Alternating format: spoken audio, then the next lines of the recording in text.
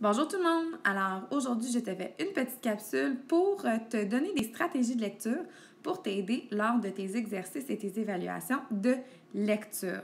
Donc cette semaine, tu as un atelier, c'est les pages 56 et 57 à faire dans ton cahier. Je t'invite à l'ouvrir devant toi parce que c'est ce que j'ai à l'écran. Donc, le texte que tu dois lire, ça s'appelle « Étrange créature ». Alors, la première stratégie qu'on fait, la première chose qu'on fait quand on lit un texte, c'est toujours d'aller regarder, lire le titre, les sous-titres et d'aller regarder les images. Donc, tu peux les regarder et en plus, j'aimerais même que tu les surlignes, OK? Quand tu as fait ça, donc on a plusieurs sous-titres, le Méduse, Minotaure et le Cyclope.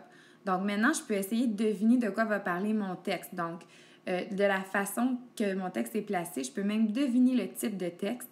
Donc, c'est un texte informatif. Il va me donner des informations sur des créatures, sûrement des étranges créatures, des créatures imaginaires. Alors, voilà pour ma première étape. Ma deuxième étape, c'est que je vais aller à ma page de questions et je peux tout de suite aller les lire avant même d'aller lire mon texte. Cela va m'aider à aller trouver les réponses plus rapidement après.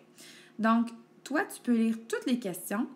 Pour la stratégie que je vais te présenter aujourd'hui, moi, je vais me concentrer seulement sur le numéro 3. Mais toi, tu vas devoir répondre à toutes les questions, bien entendu. Par contre, moi, ma stratégie, elle va plus se concentrer au numéro 3. Donc, je vais lire les questions du numéro 3 avec toi. Les créatures de la mythologie ont-elles réellement existé? Comment s'appelle le lieu où le Minotaure est enfermé? Et la troisième, que répond Ulysse au Cyclope qui lui demande son nom? Donc, une fois que tu as lu toutes tes questions, là, c'est le temps d'aller lire ton texte. Donc, une fois que tu as fini de lire ton texte, là, on va travailler sur une stratégie bien efficace, c'est d'aller repérer les mots-clés dans la question.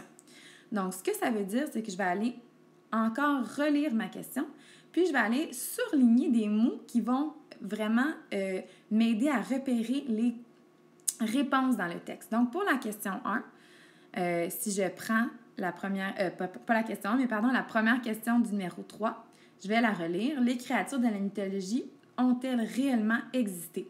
Donc là, je vais me concentrer sur quelques mots qui vont probablement m'aider à aller les repérer dans le texte. Donc, ici, dans ma question, les mots importants, c'est vraiment exister, puis le mot créature. Donc, j'aimerais que tu te concentres sur seulement 2 ou 3 mots dans la question, parce que si tu en as plus que ça, c'est mélangeant. Donc, alors, les créatures de la mythologie ont-elles réellement existé? Alors, ces 2 mots-là devraient t'aider à aller repérer très facilement la question dans le texte. Pour la deuxième question, comment s'appelle le lieu où le Minotaure est enfermé? Alors ici, les mots importants, ce serait Minotaure et puis lieu. Donc, 2 mots-clés dans la question. Puis le troisième, que répond Ulysse au Cyclope qui lui demande son nom? Alors ici, ce serait les mots importants, ce serait Ulysse, Cyclope et le mot nom. Donc, une fois que tu as fait ça, là, ça va être très facile d'aller repérer les réponses directement dans le texte. Tu as juste besoin d'aller trouver les mots qu'on a surlignés dans le texte, puis ta réponse va sûrement se trouver autour de ces mots-là. Alors, je t'invite à faire exactement ce que j'ai fait dans ma vidéo, dans ton cahier. Alors, tu peux maintenant faire ton exercice, puis n'oublie pas de faire ta stratégie. Bonne lecture!